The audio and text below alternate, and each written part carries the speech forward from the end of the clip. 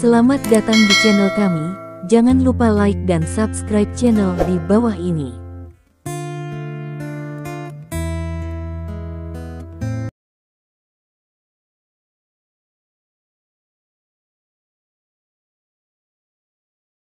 Bab 681. Siswa Xiaolin, apakah kamu sudah selesai menelepon? Gu Feiyan, yang berdiri tidak jauh dari sana, berteriak kepada Stephen Lin, yang sedang berpikir di tempat. Oh, sudah berakhir. Stephen Lin mengangguk, untuk sementara mengesampingkan keraguannya di benaknya. Apakah itu meminta uang atau apa? Litigasi adalah proses yang panjang, jadi dia tidak perlu khawatir untuk sementara waktu. Waktu, sejujurnya, bersama pacarmu dengan baik adalah cara raja. Keduanya meninggalkan bandara dan naik taksi langsung ke hotel yang sudah mereka pesan. Pada saat yang sama, berita tentang Yao Jing yang mengajukan gugatan pembagian properti terhadap Stephen Lin menyebar dengan cepat. Kecepatan penyebaran berita bahkan melebihi ekspektasi Dong Jian. Saat pertama kali mendengar berita tersebut, sudah ada rumor yang beredar di pasaran. Kemudian dengan munculnya panggilan pengadilan, rumor tersebut benar-benar terkonfirmasi. Saat ini, gugatan yang melibatkan pembagian puluhan miliar aset ini tiba-tiba menduduki halaman depan media besar, dan beberapa orang bahkan menyebut kasus ini sebagai kasus perceraian pembagian harta terbesar sejak berdirinya Longguo. Harga saham perusahaan besar Stephen Lin yang terdaftar mulai menurun secara kolektif karena dampak dari insiden ini. Pada akhir pasar, kekayaan bersih Stephen Lin telah menyusut sebesar 5%, dan nilai pasar industrinya telah menguap hingga miliaran. Tuan Dong, pengacara pihak lain tidak berniat melakukan mediasi secara pribadi dengan kami. Mereka mengatakan akan langsung melalui prosedur hukum. Penasihat hukum Lin Group berdiri di depan Dong Jian dan berkata, "Tidak ada mediasi." Dong Jian mengerutkan kening, apakah ini juga yang dimaksud Mes? Yao. Pengacara pihak lain mengatakan bahwa mereka menerima carte blanche Mes Yao, dan semua yang mereka lakukan adalah niat Mes Yao. Penasihat hukum berkata lagi, "Nona Yao, mengapa kamu melakukan hal seperti itu?" Dong Jian mengerutkan kening. Pikirannya sama dengan Stephen Lin. Tidak mungkin Yao Jing melakukan hal seperti itu. Jika dia menginginkan uang, dia akan bertanya langsung kepada Stephen Lin. Tidak mungkin Stephen Lin tidak memberikannya, tetapi sekarang dia mengajukan gugatan pembagian properti tanpa peringatan dan menolak untuk menerima mediasi. Ini jelas merupakan niat untuk secara paksa melawan Stephen Lin. Ini sama sekali bukan gaya Yao Jing dalam melakukan sesuatu, dan Yao Jing tidak memilikinya sama sekali, itu perlu dilakukan. Ada banyak rumor yang sangat tidak menguntungkan bagi kami, seperti bos curang, atau transfer aset. Sepertinya ada kekuatan tak terlihat yang dengan sengaja menciptakan dan mempromosikan opini publik, kata Wang Hai, yang duduk di samping. Dengan suara yang dalam, "Periksa latar belakang firma hukum Tianxing ini," kata Dong Jian. "Itu sudah diperiksa oleh seseorang," kata Wang Hai. "Masalah ini mungkin dimanipulasi oleh seseorang di belakang layar, kita harus memperhatikannya," kata Dong Jian. Ya, orang-orang di sekitar mengangguk. Pada saat ini, seorang anggota staf grup Lin membuka pintu dan bergegas masuk. "Tuan Dong, berita terbaru adalah bahwa Ibu Yao, Zhou Yanqiu, diwawancarai oleh media dan secara terbuka menuduh bosnya selingkuh dalam pernikahan, tidak setia kepada Nyonya Yao, dan melecehkan Nyonya Yao di dalam negeri." Staf kata anggota bersemangat. Zhou Yanqiu. Dong Jian mencibir setelah mendengar nama itu, tampaknya pihak lain telah berhasil membeli Zhou Yanqiu, jadi Zhou Yanqiu melompat keluar saat ini untuk memfitnah patriark. Sekarang pengacara pihak lain telah mengajukan gugatan pembagian properti. Fitnah apapun akan berdampak negatif pada kasus ini dari Departemen Hukum. Anda harus segera melaporkan kasus tersebut ke kantor polisi atas nama grup Lin, mengatakan bahwa seseorang memfitnah bos Departemen Hubungan Masyarakat harus berbuat baik pekerjaan di Humas Media segera, dan segera hilangkan pengaruh negatif di Internet pertahankan seminimal mungkin, dan tolong hubungi Mes Yao untuk saya segera. Saya perlu berbicara dengan Mes Yao. Petik 2. Tanda seru petik 2. Para eksekutif grup Lin di sekitarnya menganggukkan kepala. Sedangkan Mosa di dalam negeri. Negara kecil yang terletak di seberang pegunungan Himalaya ini adalah negara yang religius. Negaranya tidak kaya, tetapi adat istiadat rakyatnya sederhana.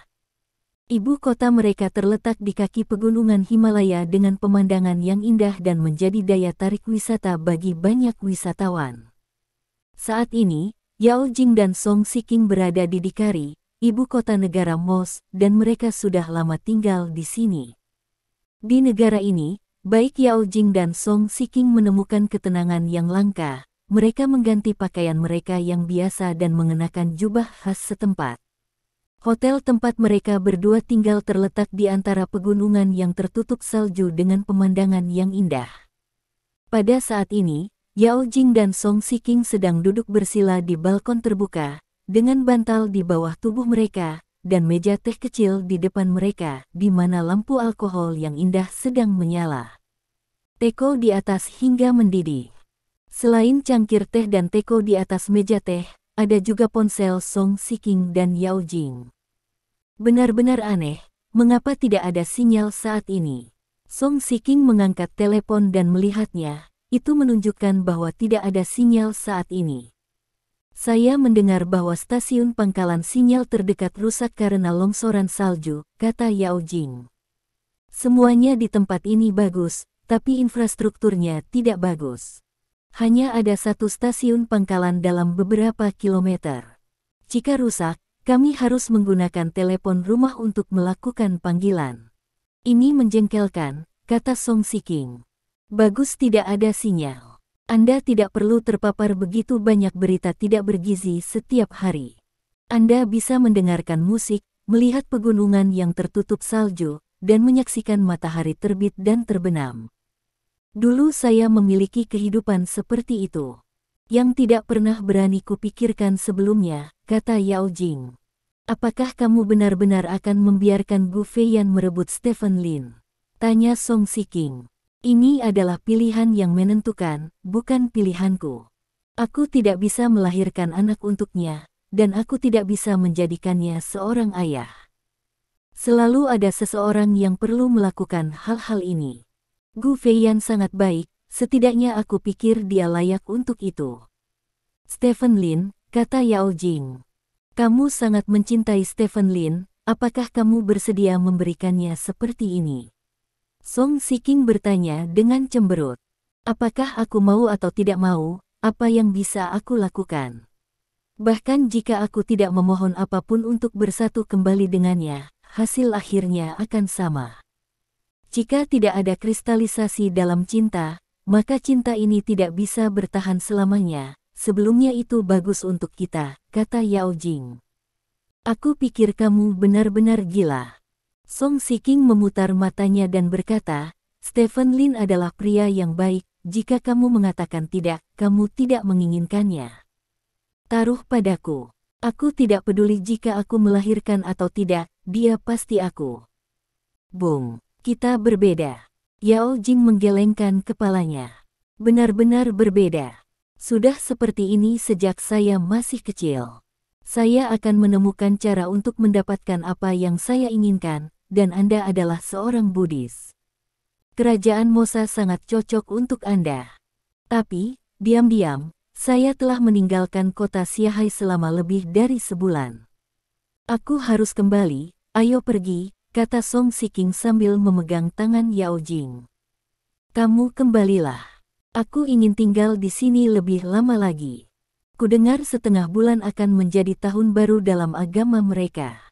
Aku ingin menghabiskan tahun baru yang berbeda di sini, kata Yao Jing. Aku tidak percaya padamu, kata Song Siking. Aku tidak perlu khawatir. Yao Jing tersenyum dan berkata, kembalilah dan lakukan pekerjaanmu. Kamu masih bekerja untuk Stephen. Tidak baik jika kamu terlalu lama bolos kerja. Petik 2. Kalau begitu. Oke. Song Siking mengangguk, dia dan Yao Jing sudah terlalu lama keluar. Lagi pula, dia masih harus bekerja, dan pekerjaan ini membutuhkan waktu lama untuk berurusan dengan orang. Jika dia menghilang dari mata publik terlalu lama, dia mungkin akan tertangkap lupa, jadi dia harus kembali dulu. Aku akan pergi mencarimu ketika aku kembali, kata Yao Jing. Ya, Song Shiking mengangguk dan berkata, aku akan meminta meja depan untuk memesankan tiket pesawat untukku nanti. Petik 2. Oke. Di sisi lain, kota Haixia. Tidak ada cara untuk menghubungi Nona Yao. Seorang bawahan berdiri di depan Dong Jian dan berkata, tidak bisa menghubungi. Apa yang terjadi? Tanya Dong Jian. Base station dekat hotel tempat dia menginap baru saja rusak akibat longsoran salju, jadi komunikasi eksternal di daerah itu pada dasarnya terputus. Orang-orang kami masih menggunakan sistem satelit khusus untuk mengirimkan informasi. Menjawab, sudah waktunya stasiun pangkalan ini rusak, kata Dong Jian dengan mata menyipit. Apakah Anda membutuhkan seseorang dari kami untuk menghubungi Nona Yao? Tanya bawahan itu. Patriark mengatur agar orang-orang melindungi Mes. Yao, dia tidak ingin memberitahu Mes. Yao, jika kita membiarkan orang-orang kita menghubungi Mes Yao, maka masalah ini akan terungkap, dan Patriark tidak akan senang. Dong, kata Jian. Lalu, apa yang harus kita lakukan? Tanya bawahan itu. Kamu sebaiknya menunggu sedikit lebih lama. Jika Mes Yao benar-benar ingin membagi harta milik pemilik keluarga, maka tidak masuk akal bahkan jika kita menghubungi Mes Yao. Jika Mes Yao tidak memiliki sebuah ide, maka kasus pembagian properti ini tidak akan terhindarkan. Itu adalah konspirasi orang lain, tunggu sebentar lagi, tunggu dalang di balik layar untuk mengambil tindakan, maka dia bisa ditangkap, apapun yang terjadi, selalu lebih baik menunggu dulu. Kata Dong Jian. Namun, kejadian ini berdampak sangat negatif bagi kami. Pernyataan Zhou Yanqiu membuat banyak orang mempertanyakan karakter bos, kata bawahan itu. Jika kamu ingin seseorang binasa, pertama-tama kamu harus membuatnya gila. Semua yang dilakukan Zhou Yanqiu sekarang membuat dirinya sendiri menemui jalan buntu. Hal-hal yang dia lakukan pada Patriark di masa lalu pada akhirnya harus membayar harganya. Biarkan dia melompat-lompat, dan yang disebut gangster di belakang layar akan dibersihkan saat itu, kata Dong Jian. Ya, kota Haixia, rumah Zhou Yanqiu. Zhou Yanqiu mengirim beberapa reporter. Sejak hari ini terungkap bahwa Stephen Lin dan Yao Jing membagi properti mereka, dia telah menerima beberapa laporan media. Untuk mendapatkan keuntungan selama gugatan berikutnya, dia mencoba yang terbaik untuk mencoreng Stephen Lin di media sesuai dengan permintaan Li Tianxing. Semakin besar insidennya, semakin sedikit Stephen Lin yang berani melakukan apapun padanya, dan dia akan semakin aman. Jadi dia memecahkan stoples itu begitu saja. Kamu pikir apa yang kamu lakukan? Yao Jianyong berkata dengan wajah sedih sambil duduk di sofa, memegang sebatang rokok di satu tangan. Dia yang sudah lama tidak merokok, menyalakan rokok lagi di sore hari, karena hatinya sangat sakit dan sedih. Dia melihat istrinya pergi kemana-mana, tetapi tidak ada yang bisa dia lakukan. Sebagai istri yang tegas, dia bahkan tidak berani menelepon Stephen Lin untuk menjelaskan. Bab 682. Kamu tahu kentut apa? Jika keluarga Yao lama kita ingin menghasilkan banyak uang dan menjadi keluarga besar, itu tergantung pada saat ini. Semakin keras saya, semakin kecil kemungkinan Jingjing akan pergi bersama Stephen Lin. Selama mereka jangan ikut, Jingjing dapat mengambil setengah dari harta Stephen Lin. Setengah dari harta itu puluhan miliar. Pengacara Li mengatakan bahwa jika Stephen Lin digambarkan sebagai pria kekerasan dalam rumah tangga dan pria selingkuh, maka kemungkinan kita akan mendapatkannya setengah dari properti akan sangat tinggi. Lebih tinggi, saya melakukan ini untuk keluarga kami. Zhou Yanqiu berseru dengan bersemangat, matanya sudah merah, dan dia jatuh ke dalam suasana hati yang gila. Dalam suasana hati ini, dia bahkan percaya kata-kata itu dia memfitnah Stephen Lin. Saya tidak tahu apakah itu akan menjadi keluarga besar. Yang saya tahu adalah Jingjing akan sangat kecewa, kata Yao Jianyong. Apa yang dia kecewakan? Bagaimana dia bisa kecewa ketika aku, sang ibu, memenangkan begitu banyak keuntungan untuknya? Dengan begitu banyak uang, pria seperti apa yang dia inginkan? Zhou Yanqiu berkata dengan lantang. Apakah cinta ada hubungannya dengan uang? Yao Jianyong bertanya. Apa yang kamu katakan, kamu orang tua jahat yang mengajukan pertanyaan seperti itu? Apakah ini sesuatu yang harus kamu pikirkan? Yang harus kamu pikirkan adalah bagaimana menghabiskan begitu banyak uang di masa depan. Kami telah menjalani kehidupan orang biasa untuk sebagian besar dari hidup kita, dan inilah waktunya untuk menjalani kehidupan orang biasa. Jalani kehidupan seorang guru, kata Zhou Yanqiu. Yanqiu, izinkan aku menasihatimu untuk terakhir kalinya, berhenti. Sudah terlambat untuk berbalik sekarang, jangan menunggu Jingjing mengetahui masalah ini, maka akan terlambat untuk menyesalinya. Kata Yao Jianyong sambil melihat pada Zhou Yanqiu dengan memohon. Tidak mungkin untuk berhenti. Sangat tidak mungkin. Jika saya tidak mendapatkan uang, saya tidak bisa menyerah. Kata Zhou Yanqiu, dengan sinar serakah di matanya. Yao Jianyong menggelengkan kepalanya, dia sudah cukup membujuk, Zhou Yanqiu tidak mendengarkan, dia tidak melakukan apa-apa. Kota Xiaoli. Stephen Lin dan Gu Feiyan keluar dari mobil. Apa yang tampak di depan mereka adalah sebuah rumah yang sangat modern. Rumah itu berbentuk persegi dan dindingnya berwarna biru tua, memantulkan cahaya biru di bawah sinar matahari. Penginapan ini adalah penginapan selebritas internet di Danau Erhai. Penginapan ini terletak di Danau Erhai. Dikatakan bahwa beberapa kamar di penginapan dibangun langsung di atas air. Saat Anda tidur di tengah malam, Anda bahkan bisa mendengar ombak lembut memukul dinding kamar Anda. Semakin tinggi rumah lain, semakin mahal harganya, tetapi kamar di lantai pertama di sini paling mahal, karena berada di Danau Erhai dan memiliki pemandangan terbaik. Stephen Lin menarik koper dan berjalan ke lantai pertama penginapan bersama Gu Feiyan. Lantai 1 merupakan hall yang digunakan sebagai lobi, dengan gaya dekorasi yang sama dengan dinding eksterior, penuh dengan suasana modern. Wow, cantik sekali. Gu Feiyan melihat ke depan dan berkata dengan takjub. Stephen Lin melihat ke arah yang dilihat Gu Feiyan. Di sisi lain lobi penginapan ada kolam renang tanpa batas. Dari sudut ini, orang hanya bisa melihat garis laut dan langit. Seluruh kolam renang tampak seperti terhubung dengan permukaan air. Ikuti saya untuk melihat-lihat. Gu Feiyan tidak menunggu Stephen Lin untuk check-in, dia meraih tangan Stephen Lin dan berjalan ke kolam. Air di kolam renangnya sangat jernih dan permukaan airnya sangat tenang sehingga membuat orang ingin terjun dan berenang dengan baik. Ini adalah langit penginapan Nanbo kami. Ini adalah tempat foto yang sangat bagus. Jika Anda mengambil gambar dari sini, Anda akan merasa seolah-olah sedang berdiri di atas cermin. Sangat indah. Seorang staf penginapan di sebelah dia datang dan berkata sambil tersenyum. Benar-benar indah. Stephen Lin mengangguk. Maaf, apakah kalian berdua ingin tinggal di hotel? Kami masih memiliki beberapa kamar tunggal yang tersisa, kata anggota staf itu. Stephen Lin melihat lagi ke anggota staf, dan merasa bahwa orang ini sangat baik. Kami membuat reservasi online, kata Stephen Lin, mengeluarkan kartu identitasnya dari sakunya dan menyerahkannya kepada pihak lain.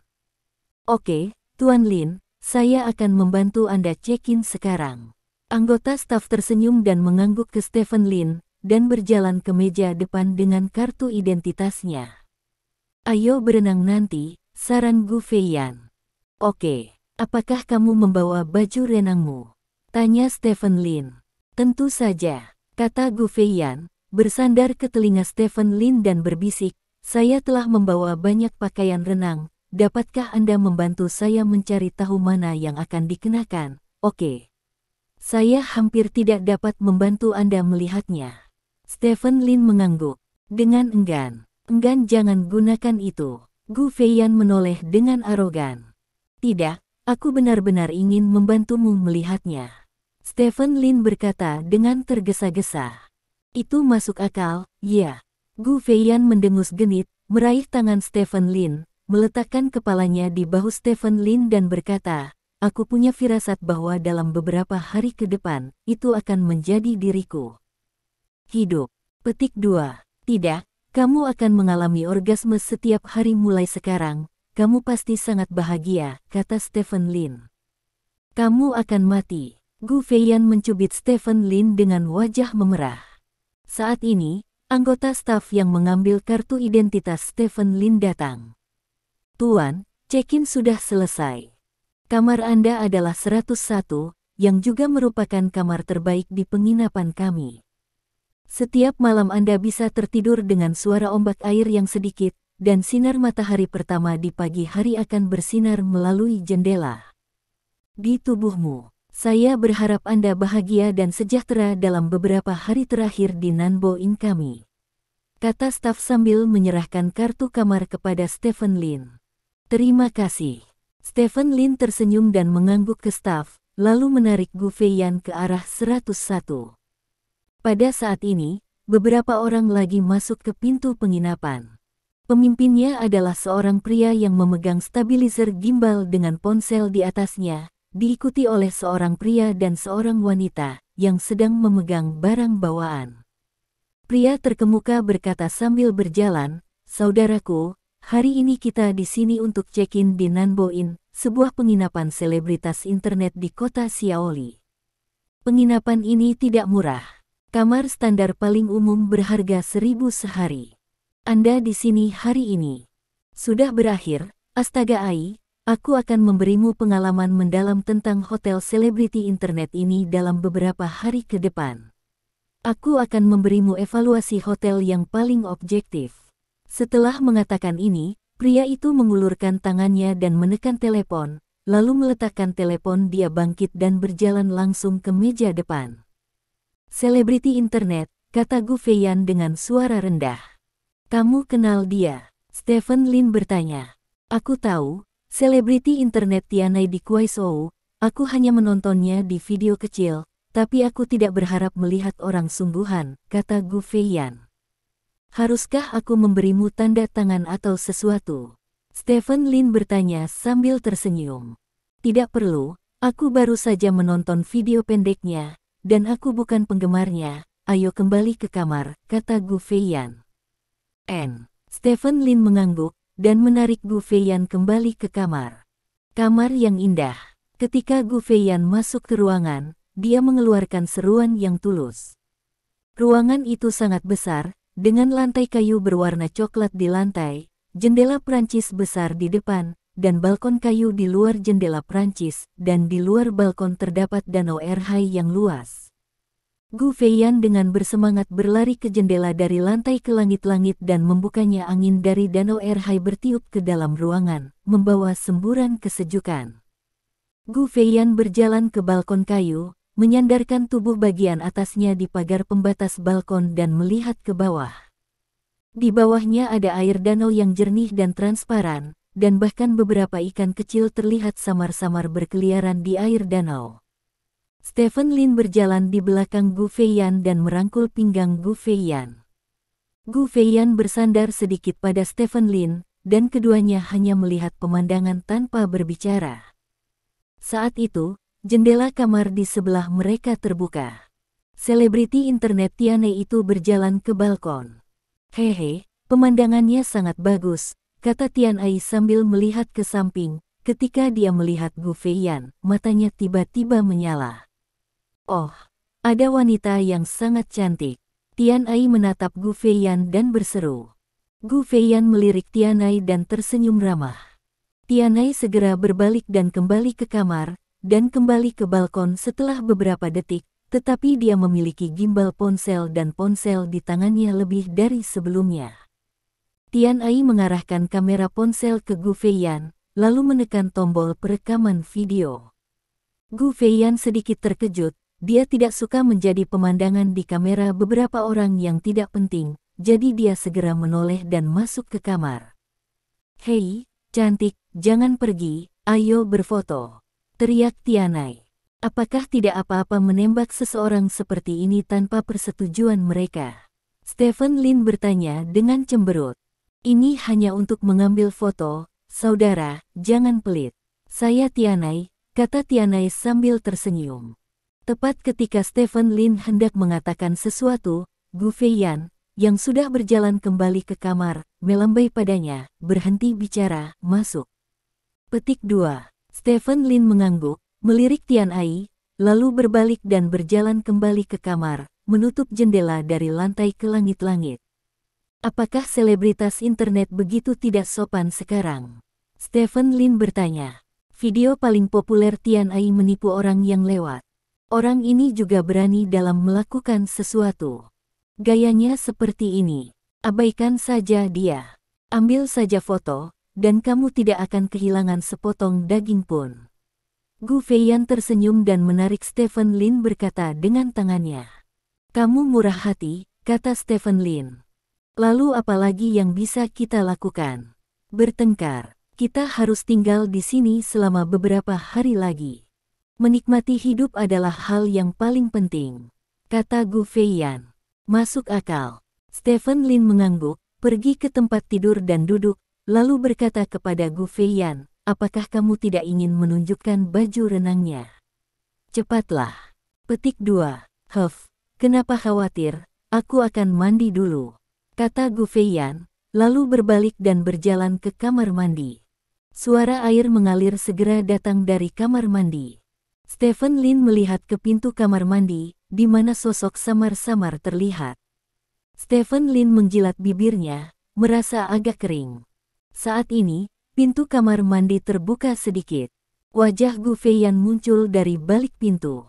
"Apakah kamu ingin mandi bersama?" Gu Feiyan bertanya sambil tersenyum. "Bisakah kamu?" Stephen Lin berdiri dengan bersemangat dan bertanya. "Tidak, hahaha." Gu Feiyan tertawa dan menutup pintu kamar mandi. "Penjahat kecil." Stephen Lin hanya bisa mengutuk sambil tersenyum. Bab 683. Kamar ini adalah kamar Tianai. Saat ini, di dalam ruangan, Tianai sedang duduk bersama asisten dan manajernya. "Aku punya ide bagus," Tianai berkata dengan bersemangat. "Ide apa? Bukankah kita datang ke Nanboin untuk mengambil biaya promosi kali ini?"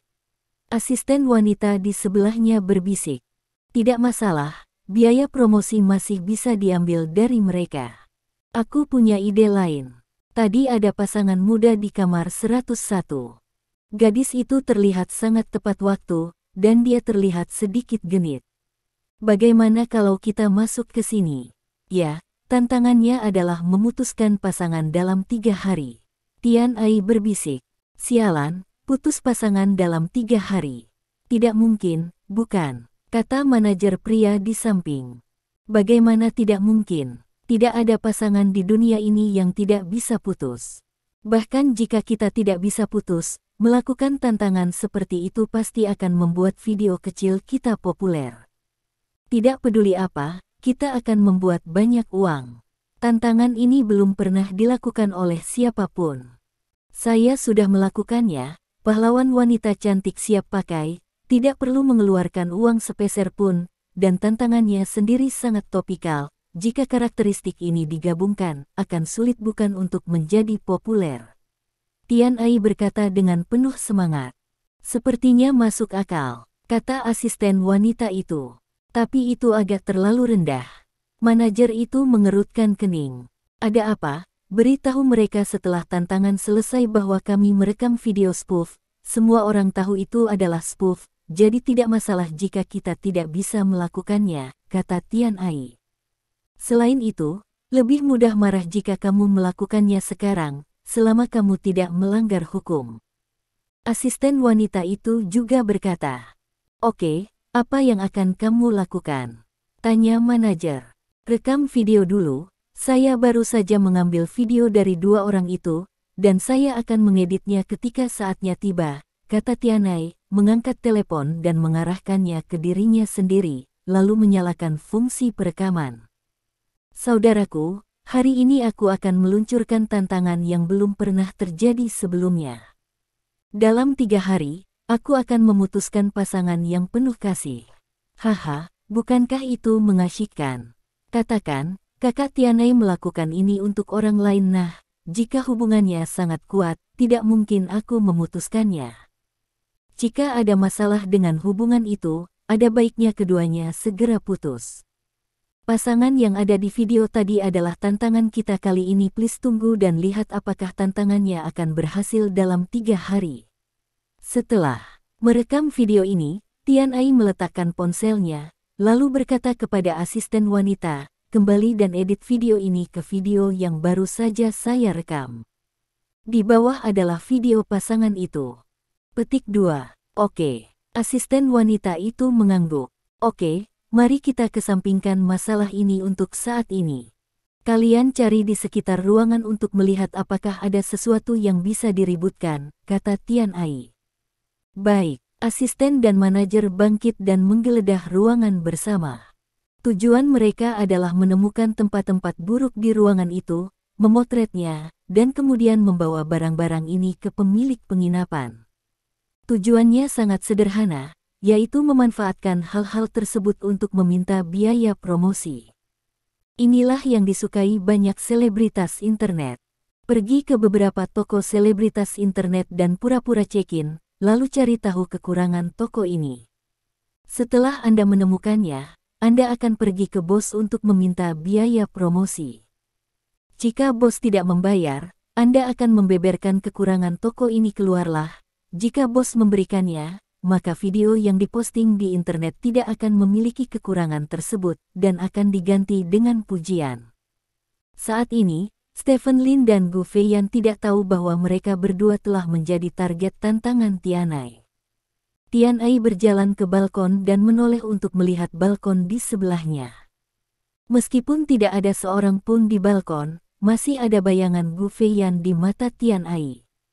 Sebagai selebritas internet besar dengan jutaan penggemar, dengan penampilannya yang tampan, Tianai telah tidur dengan banyak selebritas wanita cantik, dan banyak penggemar wanita juga tidur, tetapi dia belum pernah melihat wanita seperti Gu Like Feiyan.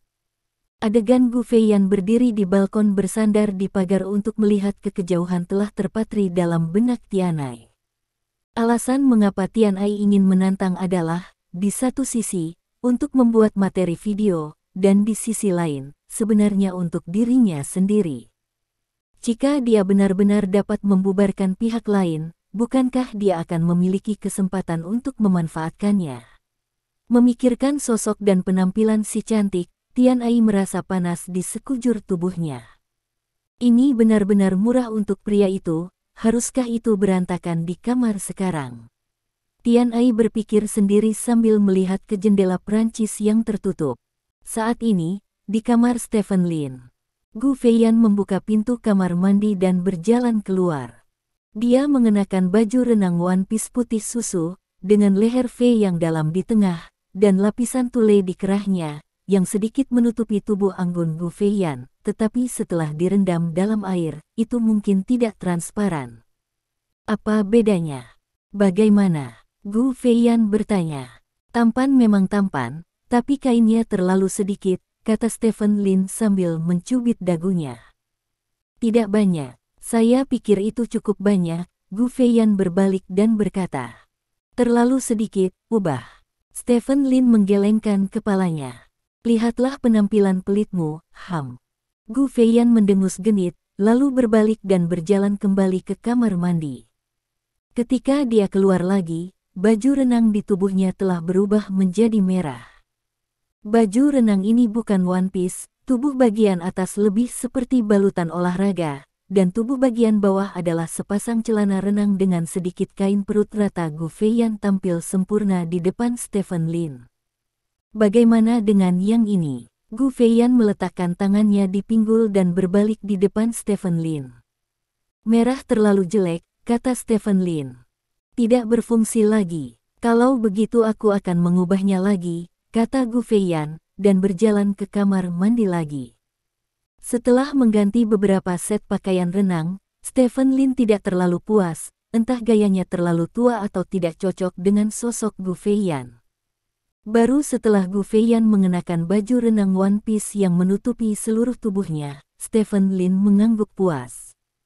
Pada saat ini, Gu Feiyan akhirnya mengerti bahwa pakaian renang di depan itu berwarna apa saja, tidak tampan, dan bergaya kuno. Mereka disingkirkan oleh Stephen Lin karena memperlihatkan terlalu banyak daging. Tanda seru. Sedikit, Gu Feiyan mendekat Stephen Lin dan bertanya sambil tersenyum. Apakah saya harus membiarkan Anda telanjang untuk ditunjukkan kepada pria lain? Stephen Lin bertanya balik. Kamu terlihat sangat kecil. Gu Feiyan tersenyum sedikit, lalu membuka mulutnya dan dengan ringan menggigit bibir Stephen Lin. Jika aku telanjang, aku hanya akan menunjukkannya padamu, kata Gu Feiyan. Stephen Lin hanya merasakan gelombang panas naik dari bawah tubuhnya. Tepat ketika dia hendak melakukan sesuatu, Gu Feiyan mengulurkan tangan dan meraih tangan Stephen Lin dan berjalan keluar pintu. Kamu harus mengambil fotoku yang bagus sebentar lagi, kata Gu Feiyan. Sungguh peri kecil yang mengancam jiwa. Stephen Lin tersenyum tak berdaya. Keduanya berjalan keluar ruangan dan berjalan melewati lobi ke sisi kolam renang tanpa batas. Saat ini, sudah ada beberapa orang yang berenang di kolam renang. Aku akan memasang beberapa pose di sana, kamu bisa mengambil gambar yang lebih baik untukku. Gu Feiyan melemparkan ponselnya ke Stephen Lin, lalu berlari ke tepi kolam renang dengan langkah kecil. Stephen Lin melirik ponsel Gu Feiyan. Ponsel Gu Feiyan ditutupi dengan casing ponsel halus ini. Di casing ponsel tertulis 4 karakter Gong Xi Fa Cai dalam karakter tradisional. Casing ponsel yang menyenangkan. Stephen Lin menggelengkan kepalanya sambil tersenyum, lalu mengangkat teleponnya dan memotret Gu Feiyan. Perjalanan wanita sama sekali berbeda dengan perjalanan pria. Perjalanan pria adalah makan, minum dan tidur di tempat yang berbeda, sedangkan perjalanan wanita adalah seks. Papapa ini bukan papapa semacam itu, ini adalah papapa untuk berfoto. Jika seorang wanita bepergian tanpa mengambil gambar, itu sama saja dengan melakukan perjalanan tanpa biaya, seperti makan tanpa biaya jika dia tidak mengambil gambar sebelum makan. Gu Feiyan adalah perwakilan dari wanita paling biasa. Dia terus membuat bentuk cekung dan membuat berbagai gerakan. Stephen Lin tidak pernah berhenti memegang telepon sejenak, dan jika Gu Feiyan digantikan oleh Yao Forjing, sangat tidak mungkin bagi Yao Jing untuk melakukan hal seperti itu. Yao Jing lebih suka diam, membaca buku, minum kopi, dan linglung. Dari kedua wanita itu, yang satu menjalani kehidupan yang halus, begitu halus sehingga ada rasa jarak, sementara yang lain melekat pada bumi, seperti wanita biasa. Semakin banyak orang di tepi kolam renang, baik pria maupun wanita, pada dasarnya tampil sebagai pasangan. Setelah Stephen Lin mengambil setidaknya 100 foto Gu Feiyan akhirnya puas, dia melompat ke kolam renang dan berenang dengan gembira di kolam. Stephen Lin menemukan kursi pantai di dekatnya dan berbaring di atasnya. Ada payung di kursi pantai, yang menghalangi sinar matahari dan membawa kesejukan bagi Stephen Lin. Stephen Lin menutup matanya dengan nyaman. Tidak lama kemudian, Gu Feiyan datang ke sisi Stephen Lin. Aku sangat lelah, istirahatlah. Gu Feiyan bergumam dan duduk di sebelah Stephen Lin, membelakangi Stephen Lin. Stephen Lin mengulurkan tangannya dan meletakkannya di pinggang Gu Feiyan, menggosoknya dengan lembut. Kenapa, ada begitu banyak orang yang menonton di sini? Kata Gu Feiyan dengan suara rendah. Apa yang salah dengan menyentuh pinggangmu? Apakah itu melanggar hukum? Tanya Stephen Lin. Maka lebih baik tidak menyentuh pakaian, kata Gu Feiyan. Tampaknya ada beberapa kebenaran dalam apa yang kamu katakan, tapi aku tidak bisa mendapatkan siammu. Stephen Lin mengerutkan kening. Siapa yang menyuruhmu membiarkanku memakai baju terusan, Ham? Gu Feiyan mendengus dengan angkuh.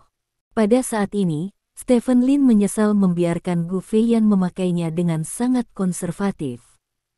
Jika dia baru saja mengenakan penutup dada, bukankah dia bisa merasa nyaman sekarang?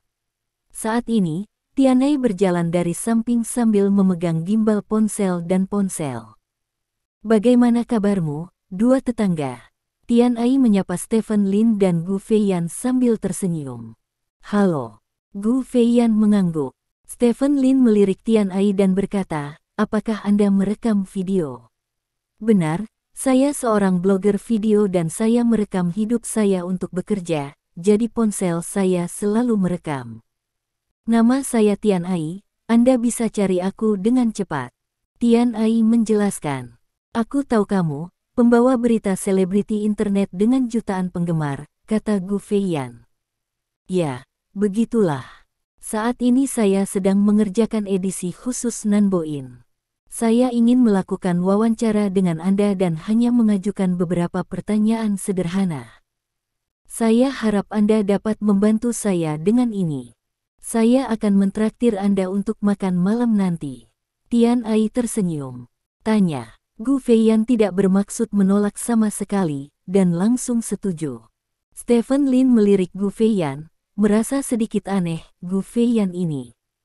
Mengapa dia begitu saja setuju? Bab 684.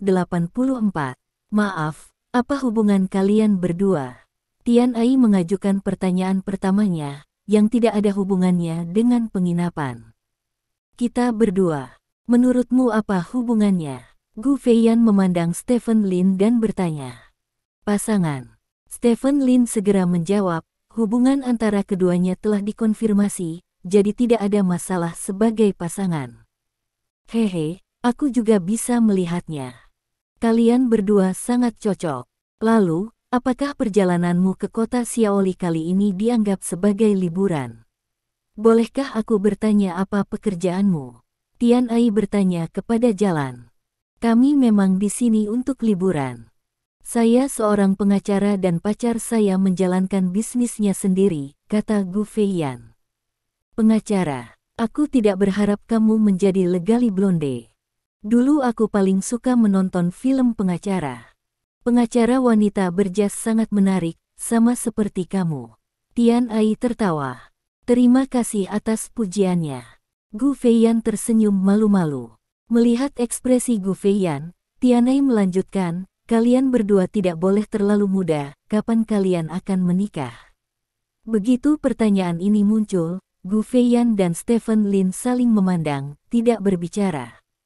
Keduanya menegaskan bahwa hubungan mereka belum lama, meski sudah lama saling kenal, masih agak aneh untuk mengatakan bahwa mereka akan segera berkembang menjadi pernikahan. Keraguan-raguan keduanya membuat Tianai dengan tajam menangkap sesuatu. Dia berkata sambil tersenyum, pernikahan adalah peristiwa besar, tapi jangan terburu-buru, mari kita lewati pertanyaan ini. Dulu, saya ingin bertanya, bagaimana pendapat Anda tentang Nanboins? Pertanyaan pertama. Apa kesan pertama Anda? Penginapannya sangat bagus, lingkungannya sangat bagus, dan para pelayannya. Sangat antusias, saya baru saja check-in, dan saya pikir itu memenuhi harapan psikologis saya. Kata Gu Feiyan. Sepertinya Anda masih sangat puas dengan penginapan. Itu saja, Bu, saya berencana untuk melakukan evaluasi penginapan yang lebih mendalam. Jika hanya saya yang melakukan evaluasi, kredibilitasnya mungkin tidak cukup. Saya berharap untuk mengundang kalian berdua akan menjadi tamu istimewa saya untuk periode evaluasi ini. Bersama saya, kami akan melakukan evaluasi menyeluruh terhadap seluruh penginapan, dari perangkat keras hingga perangkat lunak. Tentu saja, saya tidak akan membiarkan Anda bantuan sia-sia. Selama periode ini saya akan menanggung semua pengeluaran Anda di penginapan. Bagaimana pendapat kalian berdua? Tianai menatap Gu Feiyan dan Stephen Lin sambil tersenyum dan bertanya. Ini. Gu Feiyan ragu sejenak dan berkata, ini masih tidak perlu. Petik 2. Hah? Tianai tertegun, mengapa ini berbeda dari yang dia pikirkan? Dalam konsepsinya, setelah dia memberikan kondisi yang begitu baik, pihak lain pasti akan sangat setuju, sehingga dia bisa tetap berhubungan dengan kecantikan di depannya atas nama syuting video, tetapi dia tidak mengharapkan kecantikan itu. Untuk menolak, Mungkinkah ini juga pemiliknya yang tidak kekurangan uang?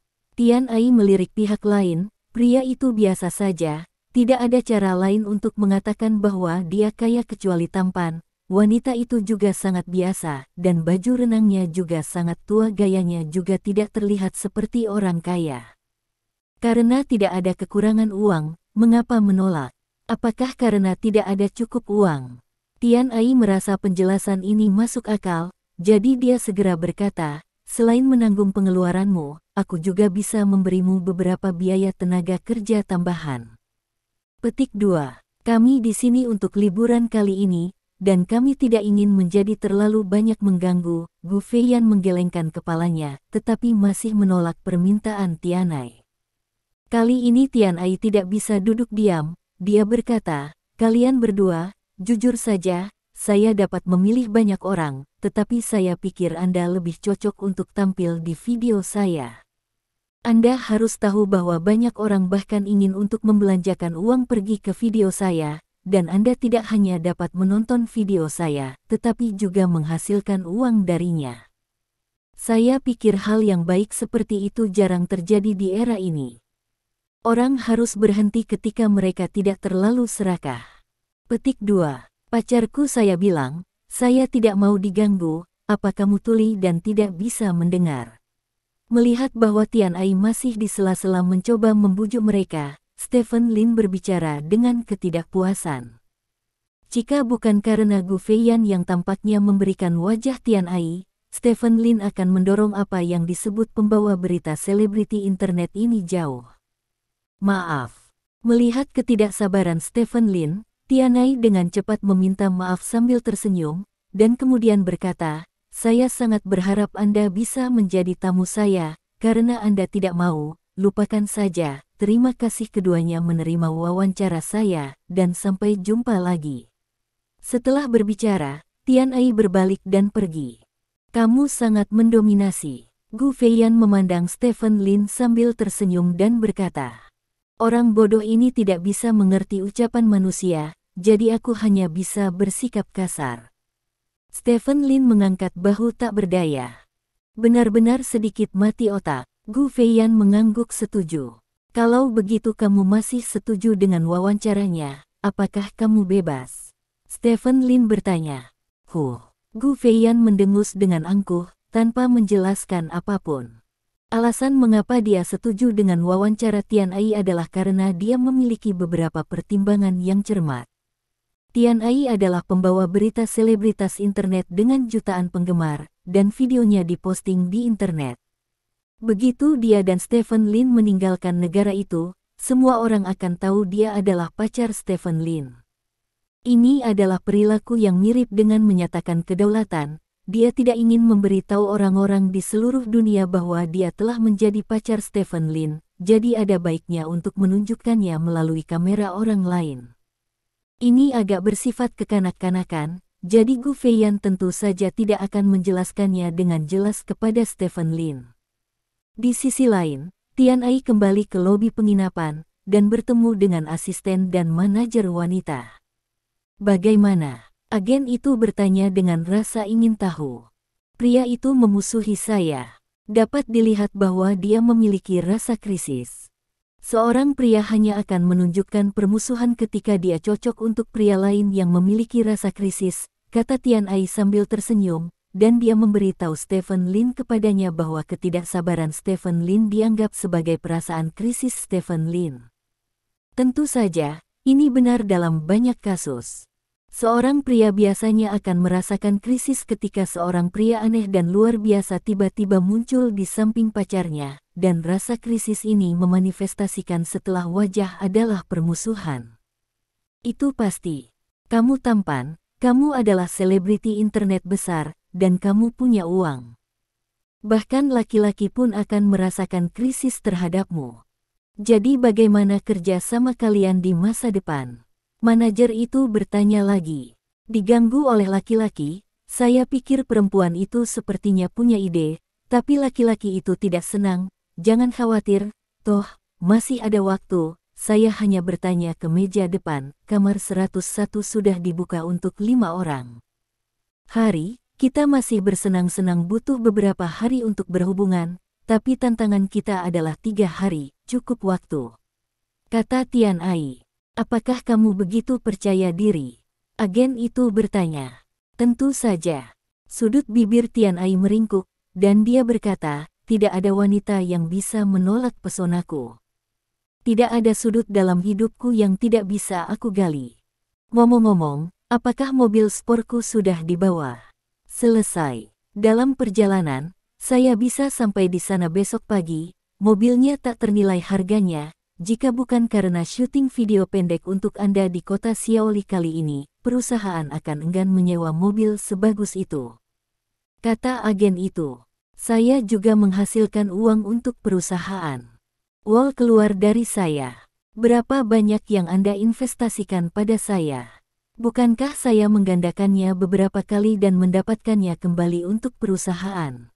Ngomong-ngomong, apakah Anda sudah mencari apakah ada yang bisa kamu lakukan dengan itu? Di mana pegangannya? Tanya Tian Ai. Sungguh tidak. Manajer itu mengangkat bahu tak berdaya dan berkata, kamarnya tidak berbau aneh, pencahayaannya bagus, dan kamar mandinya juga sangat bersih dan rapi, tanpa cacat. Petik 2 titik. Kata Tian Ai. Kurasa aku bisa membuat keributan di tepi kolam itu. Aku berencana memasukkan beberapa barang kotor ke sana saat tidak ada orang. Bisik agen itu. Dalam bisnis ini, Nanbo Hotel paling terkenal dengan kolam renang tanpa batasnya.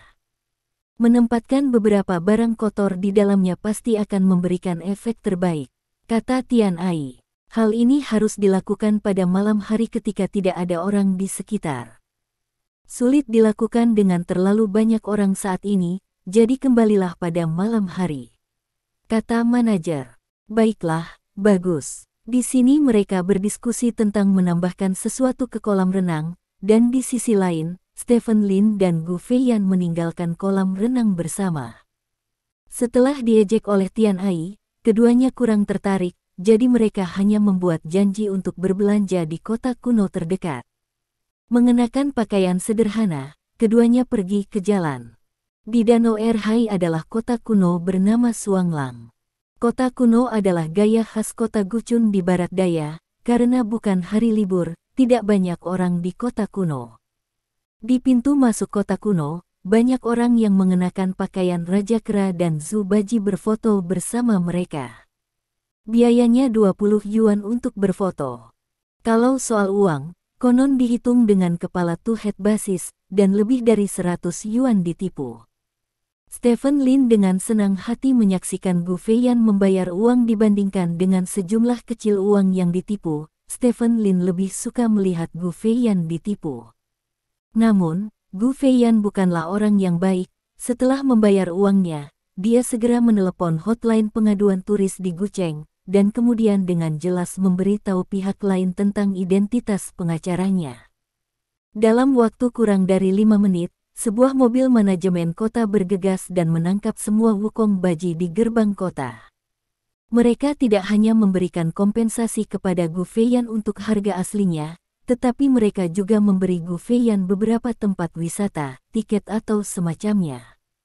Gelombang Gu Feiyan ini menghasilkan banyak uang, sementara Baji dan Wukong dengan menyedihkan ditangkap dan dididik oleh tim manajemen kota. Tampaknya tim manajemen kota jauh lebih kuat daripada Sang Buddha. Jadi, kamu tahu bahwa akan ada jebakan seperti itu. Apakah kamu sengaja melompat ke dalamnya karena tiket di tanganmu? Stephen Lin menatap Gu Feiyan dengan bangga memamerkan rampasannya, penasaran bertanya. Itu benar, aku tidak bodoh. Ada penipuan seperti ini di seluruh dunia. Jika aku ditipu, aku bodoh. Aku hanya bermain trik. Mereka hanya bisa menganggap mereka sial saat bertemu denganku. Tanda seru petik 2, kata Gu Feiyan dengan bangga. Luar biasa. Stephen Lin mengacungkan jempol karena kagum. Ayo pergi, ayo keliling kota kuno lagi, kudengar ada banyak pencuri di sini. Kata Gu Feiyan dengan mata berbinar. Hati Stephen Lin bergetar. Orang biasa ini mencoba menghindari pembantaian saat dia keluar. Mengapa Gu Feiyan terlihat seperti dia masih menantikan untuk dibantai? Apakah ini naluri profesional seorang pengacara? Bab 685. Hari ini, para pedagang yang tidak bermoral di kota kuno itu telah dirampok. Seperti yang kita semua tahu, hal yang paling diperlukan di berbagai kota kuno adalah pedagang yang membantai pelanggan. Beberapa dari mereka memiliki harga yang tidak diketahui, dan mereka akan memanipulasi harga saat Anda membayar tagihan. 2. Ada juga barang palsu dan jelek yang dijual sebagai produk asli. Semua jenis penipuan tidak jarang terjadi di kota-kota kuno, dan pada dasarnya turis hanya bisa menderita kerugian bodoh karena mereka tidak mengenal tempat itu. Pedagang yang tidak bermoral ini tidak berniat menjadi pelanggan tetap, bagaimanapun, mereka dapat menipu gelombang trik, dan semua orang sangat pintar, bahkan jika mereka menipu Anda, mereka tidak akan memberi Anda pegangan. Namun, ini bukan apa-apa saat bertemu Gu Feiyan, yang adalah seorang pengacara. Gu Feiyan sangat akrab dengan aturan dan peraturan hukum industri dan perdagangan. Begitu ada situasi di mana dia dibantai, dia tidak akan mengekspos Anda di tempat. Dia akan langsung menghubungi hukum industri dan perdagangan, dan kemudian industri dan orang-orang komersial akan datang. Pengusaha dan pedagang yang tidak bermoral di kota kuno sebenarnya memiliki pemahaman yang diam-diam, yaitu jika orang lain tidak melaporkannya, saya akan mengabaikan Anda, dan jika orang lain melaporkannya, saya akan mengurusnya. Menciptakan lebih banyak nilai ekonomi untuk kota kuno, dan kedua, tidak akan membuat orang berpikir Anda menegakkan hukum secara pasif. Dalam keadaan normal, sangat sedikit orang yang akan melaporkannya. Ketika semua orang keluar untuk bermain, adalah normal untuk ditipu 180 yuan. Oleh karena itu, bisnis dan industri di kota kuno pada dasarnya dalam keadaan menganggur. Tanpa diduga, mereka bertemu Gu Feiyan hari ini. Gu Feiyan melakukan panggilan telepon ke industri dan perdagangan untuk mengungkapkan identitasnya sebagai pengacara, tetapi pihak lain tidak berani mengendur, dan segera bergegas ke tempat kejadian untuk menanganinya. Setiap kali Gu Feiyan dibantai, dia akan meninggalkan semua bukti. Ketika buktinya kuat, penanganan masalah apapun sangat sederhana. Para pedagang bersedia membayar harga yang sesuai kepada Gu Feiyan untuk menenangkan masalah tersebut. Kami aman. Jadi, Gu Feiyan pergi jauh-jauh untuk memeras. Tidak, dia pergi jauh-jauh untuk mempertahankan haknya, dan namanya menyebar ke seluruh kota kuno dan biro industri dan perdagangan dalam satu sore. Orang-orang dari biro industri dan komersial sering kembali ke biro ketika Gu Feiyan menelepon. Belakangan, ketika mereka mendengar operator mengatakan bahwa ada kasus, mereka semua secara naluriah gemetar. Pada akhirnya, saat malam tiba, Gu Feiyan tidak bisa lagi menghadapi pembantaian itu. Foto-fotonya telah tersebar di seluruh pedagang berhati hitam, ditambah dia cantik dan mudah dikenali. Begitu semua orang melihatnya datang, mereka segera menjadi pedagang paling jujur, berharap mereka bisa mengirim sesuatu ke Gu Feiyan untuk Gu Feiyan Go, dengan imbalan keamanan toko Anda sendiri. Saya benar-benar tidak menyangka bahwa Anda pengacara adalah hooligan terbesar. Anda makan dan mendapatkan kartu dengan kedok hukum. Saya belum menghabiskan 1 sen pun di babak ini, dan Anda memiliki begitu banyak hal. Ini terlalu banyak. Luar biasa. Stephen Lin memutar beberapa kantong plastik di tangannya, dan dengan tulus memuji Gu Feiyan. Apa maksudmu dengan menggunakan hukum untuk makan dan mendapatkan kartu? Jika kamu tidak dapat berbicara, jangan katakan itu. Saya menggunakan hukum untuk melindungi hak saya secara wajar. Saya tidak memeras mereka. Saya hanya bertanya kepada mereka untuk membayar 3 kali lipat dari jumlah uang yang mereka curangi padaku. Kompensasi, ini masuk akal dan legal. Gu Feiyan mengangkat dagunya dengan bangga dan berkata, seolah dia meremehkan pernyataan Stephen Lin. Ya, saya pernah mendengar orang mengatakan bahwa hukum hanyalah mainan bagi mereka yang mengerti hukum. Saya tidak terlalu percaya pada saat itu, tapi saya percaya sekarang. Ketika berurusan dengan pengacara Anda benar-benar harus bekerja keras, jika tidak, Anda mengacaukannya secara tidak sengaja. Kata Stephen Lin. Apa maksudmu ditiduri olehku secara tidak sengaja? Apakah aku mengacaukanmu? Gu Feiyan bertanya dengan tidak puas dengan bibirnya cemberut. Saya hanya membuat analogi, Stephen Lin menjelaskan. Analogi ini sama sekali tidak tepat. Premis bagi kita untuk menerapkan hukum adalah bahwa pihak lain melanggar hukum. Soalnya, ada banyak bisnis jujur di sepanjang jalan, dan saya tidak melakukan apapun terhadap mereka, bukan? Kata Gu Feiyan. Itu benar, saya salah, saya akan membayar makanannya nanti. Stephen Lin berkata dengan senyum di wajahnya. Tidak terlalu buruk. Aku memeriksa panduannya, dan ada restoran khusus yang lezat bernama Naxi Prince di dekatnya. Kamu tidak hanya bisa makan makanan enak, tapi kamu juga bisa menonton pertunjukan rakyat mereka. Ayo pergi, kata Gu Feiyan. Dengan itu, dia mengambil tangan Stephen Lin dan berjalan ke samping. Stephen Lin tersenyum, dan bersama Gu Feiyan selalu merasakan sesuatu yang baru, yang membuat Stephen Lin merasa sangat nyaman di hatinya. Keduanya berjalan mengitari gang untuk waktu yang lama, dan akhirnya sampai di pintu masuk sebuah restoran dengan dekorasi sederhana. Plat restoran bertuliskan, Pangeran Naxi. Di dalam pintu terdapat halaman dengan ciri khas yang sangat etnik. Melewati halaman tersebut, terdapat aula yang sederhana dan sederhana di depan Anda. Berjalanlah. Bagaimana? Lingkungannya tidak buruk, kata Gu Feiyan. Bagus sekali. Stephen Lin mengangguk. Saat ini, pelayan datang dan bertanya, berapa banyak dari kalian yang makan? 2. Kata Gu Feiyan. Silakan ikuti saya. Pelayan membawa mereka berdua ke meja persegi kecil di sebelah mereka. Begitu keduanya duduk, mereka melihat beberapa tamu lagi memasuki aula. Stephen Lin dan Gu Feiyan mengenal orang-orang ini, mereka adalah Tianai dan rombongannya. Kali ini mereka tidak hanya bertiga, ada juga beberapa pria dan wanita tampan. Sebanyak 7 atau 8 orang masuk dengan tergesa-gesa dari luar pintu, lalu duduk di meja besar di bawah pengaturan pelayan. Rasanya benar-benar seperti hantu yang tertinggal, kata Stephen Lin. Jangan bicara tentang aku seperti itu, mereka hanya berpikir bahwa pacarmu dan aku terlihat lebih baik, jadi mereka hanya ingin lebih sering berhubungan denganku. Mengapa kamu berpikiran sempit? Gu Feiyan menggoda dengan eksentrik. Kamu belum bermain selama sehari, apakah kamu pergi ke rumah untuk mengekspos ubinnya? Stephen Lin bertanya pada Gu Feiyan dari samping. Pukul aku, ayah, jenis yang memukul dengan keras. Gu Feiyan mengedipkan mata pada Stephen Lin. Kamu tunggu.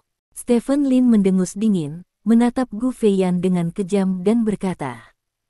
Gu Feiyan mengecilkan lehernya dan berkata dengan sedih, aku sangat takut. Aku khawatir sekarang sudah terlambat.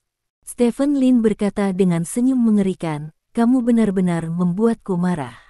Petik 2. Kalau begitu, mereka akan menunggumu untuk menghukumnya. Gu Feiyan menundukkan kepalanya dengan malu-malu. Keduanya menggoda di sini, dan Tianai di sisi lain sudah mengangkat teleponnya dan memulai siaran langsung. Setrika tua, hari ini adalah pertemuan para penggemar klan surgawi kita di kota Xiaoli. Klan surgawi kita telah mengalami pasang surut selama bertahun-tahun, dan kita sudah seperti keluarga. Tanpa Anda, saya tidak akan berada di tempat saya hari ini. Jika Anda memiliki mereka yang ada di dekatnya, datang untuk minum. Ngomong-ngomong, saudara-saudara, saya akan bermain PK dengan biksu malam ini. Biksu itu berkata bahwa tidak ada seorang pun di keluarga kami, dan bahwa keluarga kami adalah sampah. Saya punya untuk berjuang untuk nafasku malam ini, saudara-saudara, siapkan uang untukku, ayo kita bercinta dengannya. Tianai berbicara dengan penuh semangat ke kamera, dan para penggemarnya di sekitarnya juga berdebat, dan meja menjadi sangat berisik. Semua orang di sekitar melihat ke meja mereka, tetapi setelah melihat nomor mereka, tidak ada yang berani melangkah maju dan meminta mereka untuk diam. Tianai, pasangan itu ada di sana. Manajer menjulurkan tangan Tian Ai dan melirik Stephen Lin. Tian Ai juga melihat ke arah Stephen Lin, dan setelah melihat Stephen Lin dan Gu Feiyan, tatapan lucu muncul di mata Tian Ai. Ayo kita mainkan beberapa permainan nanti, untuk menambah kesenangan, kata Tian Ai kepada orang-orang di sekitarnya. Oke, bos, apa yang kamu bicarakan? Ayo mainkan sesuatu yang mengasyikkan. Orang-orang di sekitar berkata satu demi satu. Ayo main jujur atau tantangan, kata Tian Ai. Oke, semua orang bersorak, dan segera mulai mengatur dan bermain game. Di sisi lain, Lin Zi memerintahkan agar makanan mereka diantarkan. Stephen Lin juga secara khusus memesan sebotol anggur buah lokal. Keduanya makan dan minum anggur, dan suasananya sangat bagus. Ketika aku bersamamu, aku bahkan tidak ingin melihat ponselku, kata Gu Feiyan dengan cinta di matanya. Dia belum pernah melihat ponselnya sejak dia pergi berbelanja dengan Stephen Lin, karena orang itu yang paling dia sukai adalah di depan matanya. Dia sama sekali tidak punya keinginan untuk membuang waktu melihat gangguan lain. Stephen Lin tersenyum, dan diam-diam mengulurkan tangan untuk memegang tangan Gu Feiyan. Gu Feiyan mengungkapkan cintanya sepanjang waktu. Perasaan ini membuat hati Stephen Lin sangat hangat, dan kehangatan semacam ini juga biarkan Stephen Lin untuk sementara melupakan apa yang terjadi di luar, apakah itu adalah gugatan Yao Jing, atau gosip Zhou Yanqiu. Di mata Stephen Lin, tidak masalah sama sekali. Kalau begitu jangan lihat ponselmu, jangan lihat selama beberapa hari, kata Stephen Lin. Oke, jangan menontonnya jika kamu tidak membacanya, kata Gu Feiyan, menyerahkan ponselnya kepada Stephen Lin dan berkata, ayo, matikan ponselku. Petik 2. Benarkah? Stephen Lin bertanya dengan jalan setengah senyum. Tentu saja, matikan. Saya biasanya punya sedikit teman, dan saya tidak terlalu banyak mengobrol dengan orang. Saya sudah menjelaskan semuanya sebelum saya keluar. Tidak ada yang akan mencari saya kecuali ayah saya. Saya juga akan meninggalkan telepon Anda. Nomor ke saya. Ayah, dia tidak bisa menghubungi saya, jadi dia secara alami akan menemukan Anda, jadi ponsel saya sama sekali tidak berguna, kata Gu Feiyan. Stephen Lin memegang ponsel Gu Feiyan, merasa sedikit emosional. Saat ini, banyak orang menganggap ponsel sebagai sesuatu yang lebih penting daripada hidup mereka, dan ada banyak rahasia yang tersembunyi di dalamnya. Terlalu sedikit orang seperti Gu Feiyan yang tidak bergantung pada ponsel sama sekali. Tentu saja, bukan karena dia tidak bergantung padanya sama sekali, tetapi sekarang Gu Feiyan memiliki seseorang yang lebih dapat dipercaya di depannya, jadi dia secara alami kehilangan minat pada telepon. Stephen Lin menekan tombol mati dan mematikan telepon Gu Feiyan. Dia melakukan ini bukan karena dia takut Gu Feiyan bermain dengan ponselnya, tetapi karena dia tidak ingin Gu Feiyan tahu tentang pasang surut di luar. Kasus pembagian properti antara dia dan Yao Jing telah menjadi berita utama di berita lokal di kota Haixia, dan semua grup WeChat utama meneruskan berita terkait, dan bahkan beberapa situs portal besar, seperti Tutiao, memiliki berita terkait. Jika Gu Feiyan mengetahui tentang hal ini, maka dengan kepribadian Gu Feiyan, rencana perjalanan berikutnya mungkin hancur. Jadi cara terbaik adalah memblokir sumber berita Gu Feiyan dan bersenang-senang Tuhan. Untuk yang lain, kita akan membicarakannya setelah kita pergi kembali. Terima kasih. Sampai jumpa di bab selanjutnya.